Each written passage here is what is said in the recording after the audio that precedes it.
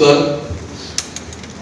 Ward क्रमांक 1 दहिसर विधानसभा क्षेत्र याच्या 2017 ते 2022 या टर्म मध्ये असलेल्या त्यावेळेची शिवसेना आणि आता उभाटा गटाच्या स्थानिक नगरसेविका तेजस्वी अभिषेक घुसळकर या भारतीय जनता पक्षामध्ये प्रवेश करीत आहेत आणि मी मुंबई भारतीय जनता पार्टीचा अध्यक्ष म्हणून तेजस्वी अभिषेक घुसळकर यांचं भारतीय जनता पक्षामध्ये मी त्यांचं स्वागत करतो.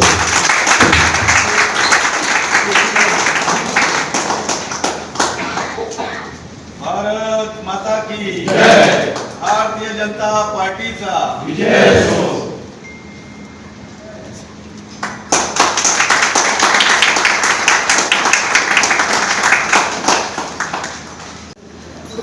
मध्ये शिवसेना पक्षाचे नगरसेविका म्हणून निवडून आलेले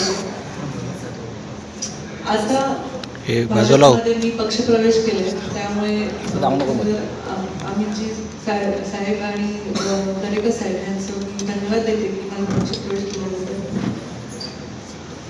हा निर्णय खरंच खूप कठीण आहे आणि खूप गोष्टी आहेत त्या मी बोलू शकत नाही, पण एक पक्ष सोडताना किंवा ते परिवार सोडताना त्यांनी ज्यांनी ओळख दिली मला ते सोडताना खूप दुःख होत आहे. पण माझ्या प्रभागात विकासाची कामं करण्यासाठी हा निर्णय घेतलेला आहे आणि खूप काही गोष्टी आहेत बोलायच्या, पण माहित नाही कसं बोलू. पण खरंच मला विकासाची कामं करायची आहेत आणि देवेंद्र फडणवीस साहेब यांच्या नेतृत्वाखाली माझी सगळी कामं होती अशी मी अपेक्षा करते. आणि जे अभिषेकचं निर्गुण हत्या झालेली आहे त्याबद्दलही जी CBIने तपास लावत आहे संत गतीने, त्याचाही फटाफट तपास होईल आणि मला न्याय मिळेल, माझ्या मुसाळकर कुटुंबाला न्याय मिळेल हीच अपेक्षा मी CM साहेबांकडून करते आणि भारतीय जनता पार्टी तर्फे पण करते. आणि जी कामं ते देतील किंवा जे काम सोपवतील मला ते मी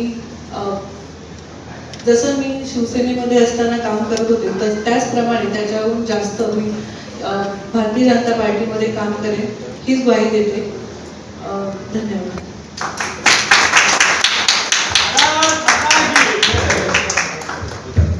भारतीय जनता पार्टीचा जय हो.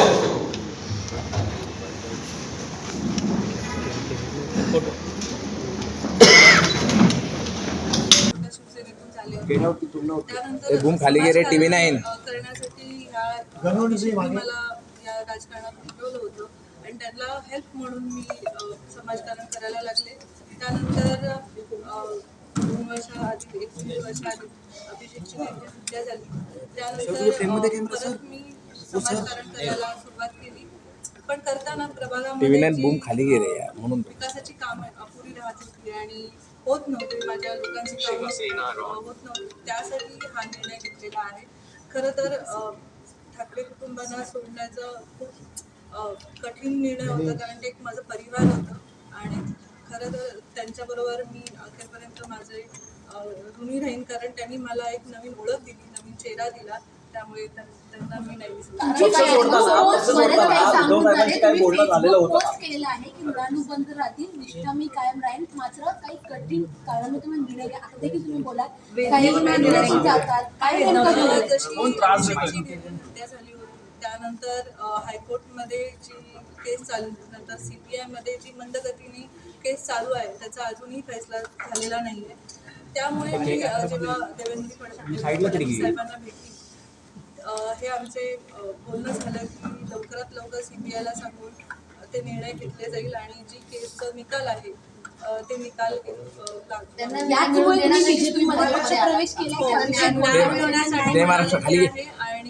महाराष्ट्र बूम खाली लवकरात लवकर होतील आणि मला पूर्ण संधी मिळेल की विकासाची कामं जय महाराष्ट्र बूम खाली जय महाराष्ट्र बूम खाली.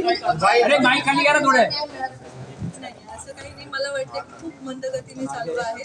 संतगतीने आहे, तर मला असं वाटतं की ते काही दबाव होता का तुम्ही तिकडे काम करत होता, तिकडे काही अडथळे होते का? कोणी काही अडथळे माईक खाली घ्या. काही नाहीये. काही दबाव होता का तुमच्यावर प्रवेशासाठी? उद्धव ठाकरे भूमिका काय आहे? टीव्हीला नाही, मोबाईल मोबाईल शहराचा विकास ज्या प्रकारे गेल्या 11 वर्षामध्ये मोदीजींच्या व्हिजननुसार सन्माननीय मुख्यमंत्री आदरणीय देवेंद्र फडणवीस साहेबांनी ज्या प्रकारे मुंबई शहरामध्ये विकास केलाय, टीव्ही नाही जरा खाली घे. त्याच्यामध्ये मेट्रो असेल, अटल सेतू, कोस्टल रोड, वरळीमध्ये मराठी माणसाला विडीडी चाळीमध्ये 560 फुटाचं घर असेल, मुंबई शहरामध्ये एसटीपी प्लांटचं काम असेल, असे अनेक प्रकारचे क्रांतिकारक अशा प्रकारचे बदल हे मुंबई शहरामध्ये घडवून आलेले असल्यामुळे मुंबई शहरातल्या समाजातील सर्व स्तरातील लोकांकडून भारतीय जनता पार्टीला भरघोस अशा प्रकारचा पाठिंबा हा प्राप्त होत आहे. त्याचं प्रत्यय आपल्याला आज पाहायला मिळालं की उबाटा गटाच्या विद्यमान नगरसेविका तेजस्वी अभिषेक घोसाळकर, वॉर्ड क्रमांक 1 दहिसर विधानसभा क्षेत्र, यांनी आज भारतीय जनता पक्षामध्ये प्रवेश केलेला आहे आणि मोदीजींच्या आणि देवेंद्रजींच्या विजननुसार येणाऱ्या काळामध्ये मुंबई शहराचा विकास व्हावा, मुंबई शहर सुरक्षित राहावं आणि या मुंबईच्या महानगरपालिकेवरती हिंदुत्वाचा भगवा झेंडा हा फडकावा अशी सर्वांचीच इच्छा आहे.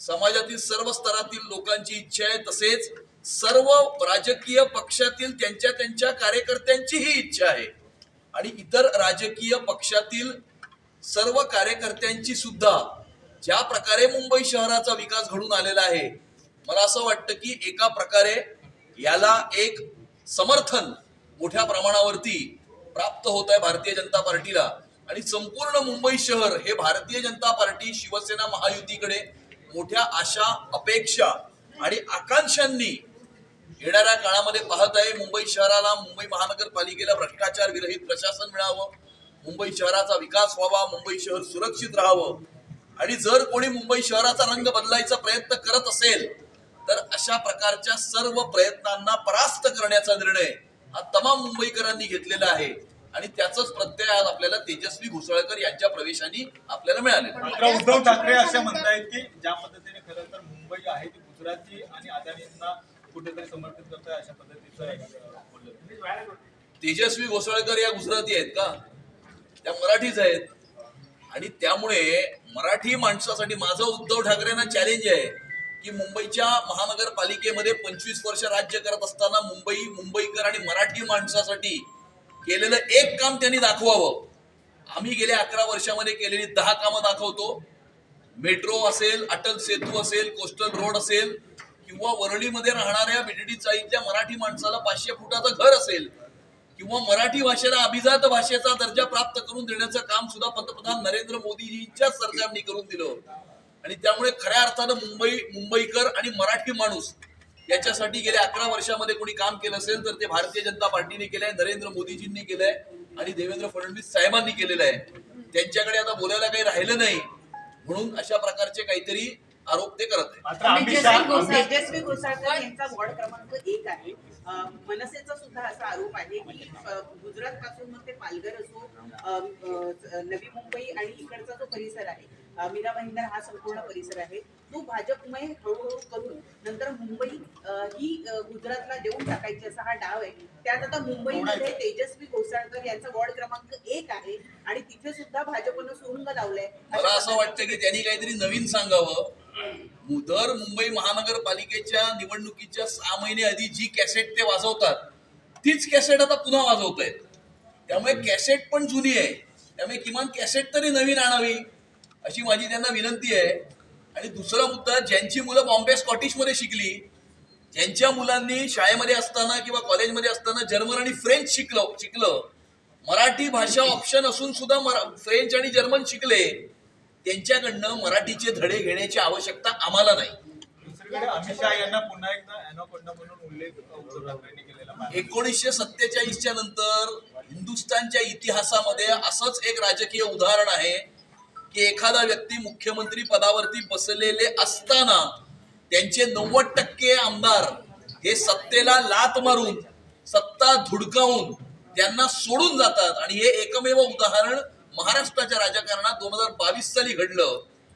त्यामुळे उद्धव ठाकरे किती चांगले मुख्यमंत्री होते हे त्यांच्याच पक्षातल्या आमदारांनी हे दाखवलेलं आहे आणि त्यामुळे त्याच्यातनं निराशेच्या भावनेतून अशा प्रकारची विधानं, कमरेखाली बोलणं, बिलो द बेल्ट बोलणं, पातळी सोडून बोलणं, हे सोडून उद्धव ठाकरेंकडे दुसरं काही राहिलेलं नाही.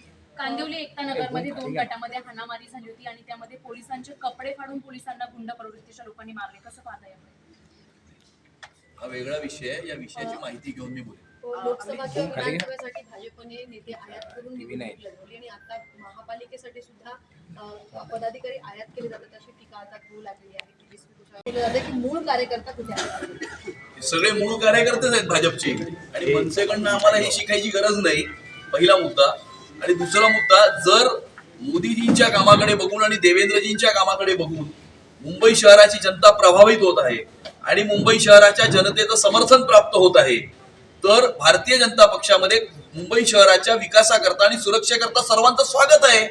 आणि त्यामुळे जर कुणी मुंबई शहराच्या विकास, उन्नती, प्रगती आणि सुरक्षेमध्ये स्वतःचं योगदान देण्याची इच्छा जर कुणी दर्शवत असेल तर अशा सर्व लोकांचं स्वागत आहे. तेजस्वी घोसाळकर